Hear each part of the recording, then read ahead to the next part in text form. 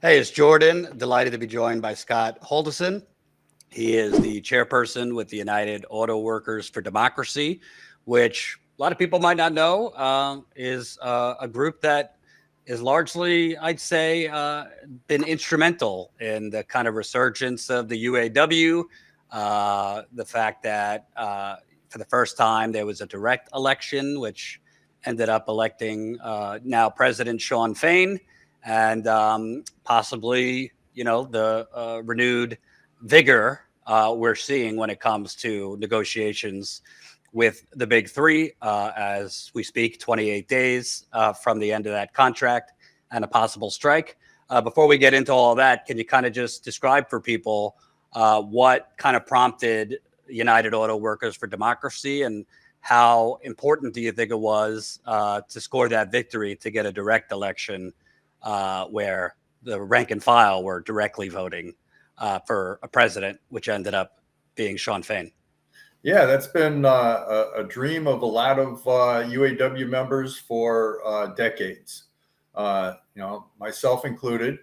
And it's Unite All Workers for Democracy is what our organization is called, but we are all UAW members. So that's where the acronym came from. But yeah, the direct elections for international officers was instrumental in having the kind of reform leadership that we now have, and most publicly with Sean Fain, but also with Secretary Treasurer Margaret Mock, Vice Presidents Mike Booth and Rich Boyer. They ran on the UAW Members United slate, and we have 3 regional directors that were elected also in Region 1, LaShawn English, Region 9, Dan Vincente, and in Region 9A, Brandon Mancia. So we were elated to be able to be so successful in the elections, but that success came out of our organizing for the one member, one vote campaign. And we were hopeful to have gotten the right to vote just directly from the consent decree, but the consent decree included a referendum vote where the membership would decide whether we were going to stick with the convention system that got us into so much trouble here lately, or switch to the direct voting system where the members would directly decide who is going to represent them at the highest levels of the UAW. That was actually a blessing in disguise because it gave us the opportunity to organize around the campaign for one member, one vote, and it provided a base for us when we transitioned into electing top officers. And, let's just call it what it is. There was major corruption problems over the years, not just with UAW, but UAW leadership. You had bribery, embezzlement scandals.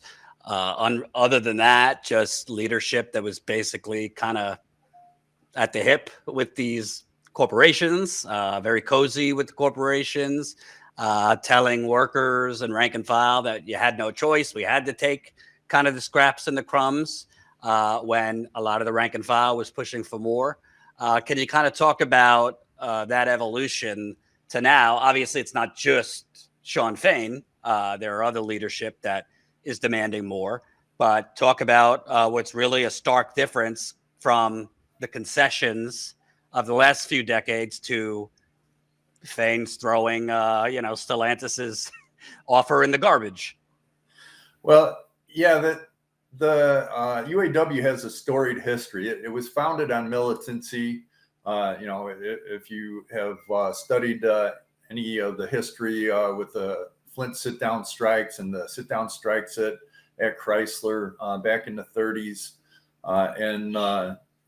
just the militant attitude of the workers and of the leaders in the early days of the UAW.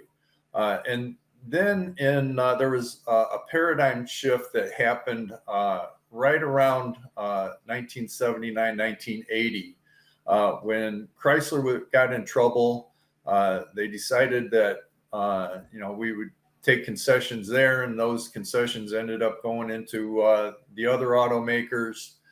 And part of the concessions was putting together these joint programs where the company and the union would work together to try and make the companies better, right? Well, now by companies better, they mean the companies mean more profitable. And ever since that time, at that moment in time, we had about 1.5 million members in the UAW, and through this partnership, our numbers have dwindled.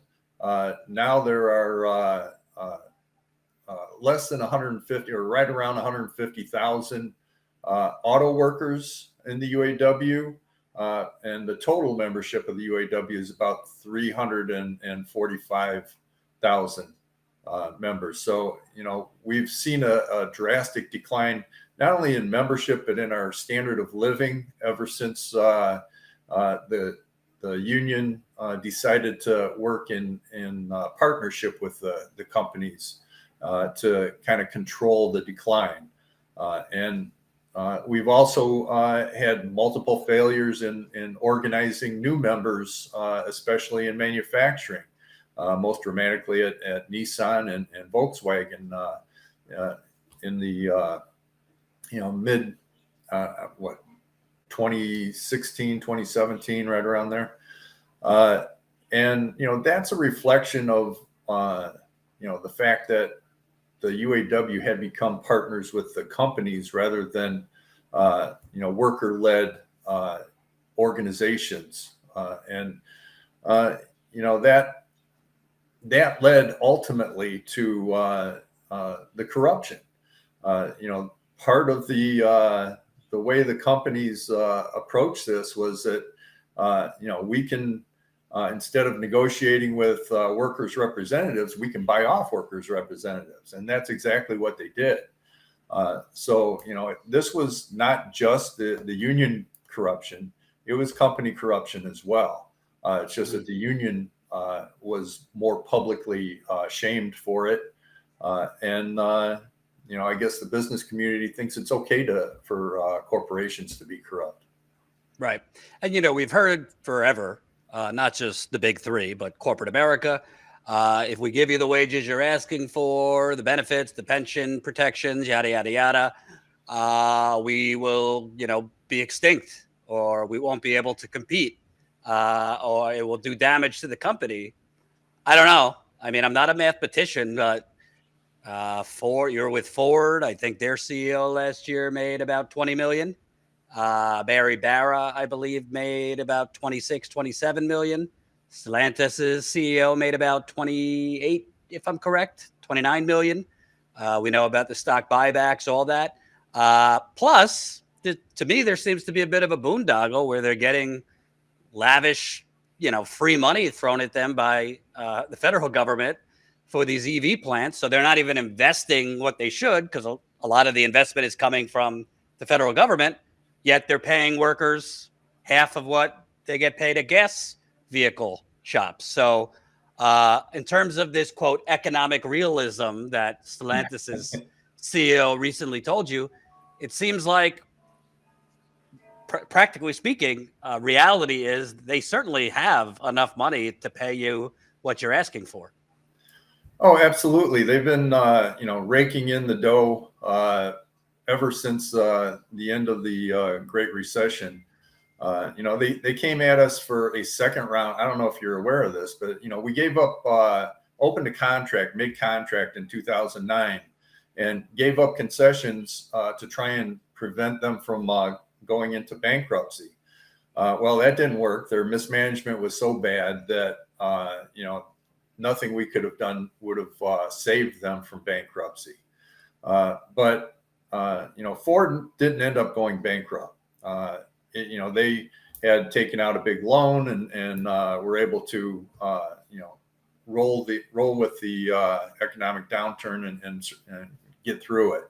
But they came back to us at the end of 2009 asking for a second round of concessions because GM and Chrysler had given them more than what we had in the beginning of 2009.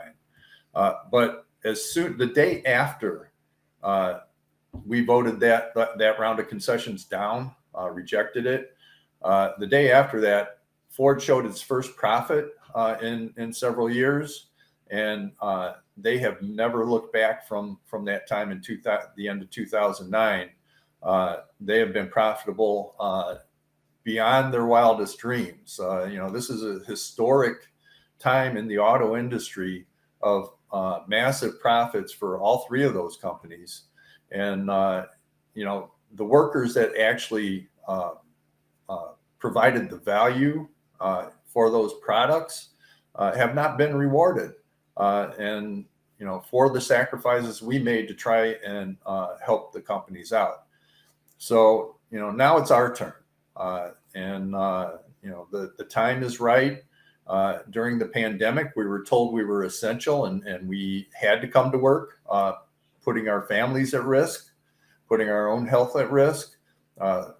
Some of the people that I've known for 25, 30 years passed away because they had to come to work during the pandemic.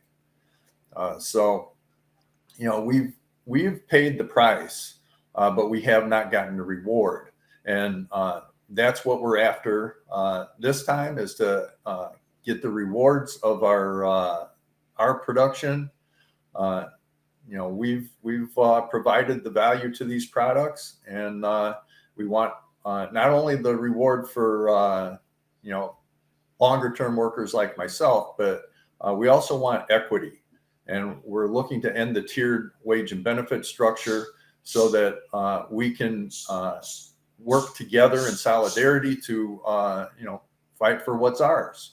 And so those are some of the things that we are hoping to be able to turn around. And as Sean has famously told us about, the companies in the past decade have all three of these companies have made $250 billion, and he put that so well into perspective by letting us know what that could buy, which is every NBA team, every Major League Baseball team, and every National League Hockey team, and still have $50 billion left over after that. So, it's hard to wrap your head around what $250 billion is. That was really helpful. And also, isn't it a bit deceiving? The media is reporting it like, oh, they're asking for 40% increases in wages, but within that 40% is a significant amount of wages you gave up. So it's not like you're getting 40% increase. I don't know the number, but a sizable portion of that would be just wages you gave up through concessions. So you're not really, asking for an extraordinary amount. You're asking for, give us back what we gave you so that we could save the auto industry and save your companies. And then cost of living, inflation, and, merit-based raise. Yeah, exactly. We gave up a couple of 3% raises during the Great Recession. We also gave up cost of living allowance. At the time that we gave it up, it was 99 cents an hour, which got taken away. We had a wage reduction when we gave up COLA. That 99 cents an hour, if we had just frozen COLA, that's $2,080 a year without any overtime. So we've given up a considerable amount, and we've also been our wages have been stagnant. We went an entire decade without a wage increase, and then in the last contract we had 2-3% wage increases. So our wages have been falling as compared to inflation, and it's time for us to get what we deserve, that can keep a lifestyle for the working class that allows us to have a little bit of leisure time and enjoy our families and friends a little bit too. And I know you're at Ford, but I'm sure you saw recently that the COO of Stellantis, wrote a letter to you guys basically telling you to get real in your demands, while he was, I'm picturing it, lying on a hammock drinking a margarita at his second mansion in Mexico. That's a pretty good symbolism for the entire class war of the last 40 years. But what do you think about that? I mean, these are millionaire executives who are not on the factory floors, that's for sure, essentially telling you all to get real while they're just vacationing for 2 weeks. Yeah, it's it's absurd that they would have so little, think so little of us, and have put so little value in the work that we do to make them rich, right? We're not asking to get rich. We're asking to be able to provide for our families, have a little leisure time to be able to spend with our families. I don't know if you're aware of this, but at Stellantis, they put all their plants on critical status, and they have to work 90 days straight. Yeah. Our plant just got a call the other day, the day before yesterday, that production is going to be required to work 11 and a half hour shifts. And that's just grueling work. It wears your body down. And I'm lucky enough to be a skilled trades person, but I've worked the assembly line early in my career, and I know what that's like. And it is no joke trying to chase those cars down the line and keep up with it. And get you don't even have time really to have a sip of water in between cars. It took me 2 weeks to be able to have that luxury. Those are grueling jobs that really wear your body down. Yeah. Oh, I spoke with a lot of auto workers, the back problems, knees, not to mention, takes a mental toll, not a lot of time with your families if you're being asked to work, this many days consecutively. I wanted to play, sorry, you're going to have to go deal with this. I wanted to play this clip from Jim Cramer of CNBC. I know, infamous friend of the workers. He is not so pleased with this new militancy. Let's take a look and get your thoughts here.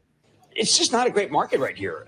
And a lot of people worried about the strike, the Ford GM Stellantis strike. I assume you heard the UAW's president line about basically we're not going to take. Yeah, I mean. And now we have some dates on authorization votes. Yeah, having been a union member who helped lead a wildcat strike, well, of course, which I was immediately fired. I would stress that, it was different here. I would stress that there used to be, we forget, in the 70s, there were these union moves where we really went hard. And we boycotted J.P. Stevens, and the result was we put J.P. Stevens out of business. This guy is like when I was in my union, where it was united, the people never be defeated. And there was a Trotsky-like element that we believed that the people should own the companies. This guy has got that Trotskyite feel. Yeah. Ed Yardeni looked at what happened in the 70s because union membership was so high. Yes. All these COLAs would react to, say, energy, but that's not the case today. No. If you look at union membership. Look, I got to tell you that this guy is a throwback to the days when you were trying to figure out how much money you had in your strike fund to see whether you could outlast the companies. I know Jim Farley's beside himself, CEO of Ford. I don't think people are ready for this. This is not, the writer's strike is pretty strong, but I think this man doesn't care whether they shut down the autos for months. So clearly, Mr. Kramer's not ready for this. What are your thoughts? I mean, he's calling him basically a Marxist because he doesn't want to take, Well, I don't think I've ever heard. Yeah, I don't think I've ever heard him say that we should own the means of production, right? He's not saying that the owning class doesn't have a right to exist. He's saying that they need to treat us fairly, and that's exactly what we're going after. The membership is excited and ready to get behind President Fain and the International Executive Board to fight for what we are owed. They have stolen our labor at a cheaper price than what it was. That's what all their profits are. It's our labor that provided those profits, and it's excess profits over what we put into those vehicles. So to call them Marxist or a Trotskyist or whatever, it's just a wild exaggeration. We're not saying that the companies don't have a right to exist, that we want to take them over, or the workers should own the means of production. None of that stuff. So it's all just hyperbole. And let me ask you, obviously, the unions have been pretty cozy with the Democratic Party for a long time. In my opinion, the Democratic Party has offered platitudes and crumbs to the unions. And part of this was, we've already talked about the union leadership kind of being corrupt or complacent. But Biden came out with a statement, there was nothing bad in it, but it just seemed more of the same to me in terms of platitudes. I don't expect to see him or other Democratic leaders on the picket lines with you. Do you think the Democratic Party has been complicit in kind of a wink, wink, where, you have a right to organize, we're pro-labor, but basically bending over backwards for the corporations to crush you? Yeah. I don't know what's going to happen, right? So we did see what happened with the railroad workers, and that was disgusting. With UPS, we didn't get to see a strike there. They got a great contract, and they got a great contract because they had a plausible threat of a strike. And, that's what we're after. We're after a great contract. We're not necessarily after a strike. We don't want to strike just for strike's sake. We want a great contract. We want to get what we deserve for making these companies whole. Now, as far as the Democratic Party is concerned, there are some that will come to our aid, but where do they get their campaign contributions? That's what it goes back to. Follow the money, and you'll know who's going to be in your corner and who's not. There are a wide range of different attitudes in politics. Bernie Sanders will be on the picket line with us. I guarantee it. I would be shocked if he didn't show up to one of the picket lines. And I know some of the Democratic politicians in Illinois will be on our picket lines helping us out. But the bottom line is, we need to take our own power through solidarity to fight for what we deserve. It really is helpful to have friends in government, though. I think if you look back through labor history, you'll see that strike after strike after strike was crushed by government intervention. The Flint sit-down strike was not crushed. The governor then sent in the National Guard to get between the Flint police and the workers and force them to negotiate to have a contract with GM. So there are positives to government if they come out in favor of the workers. So we don't want to put that all off to the side, but the power comes from the shop floor, and we need to be prepared. The better prepared we are, the better our contract is going to be. And last question, obviously you don't want to strike, but clearly it looks like that might be where this is heading. I've covered strikes before. I was in 2019, I covered the GM strike and them laying off 15,000 workers.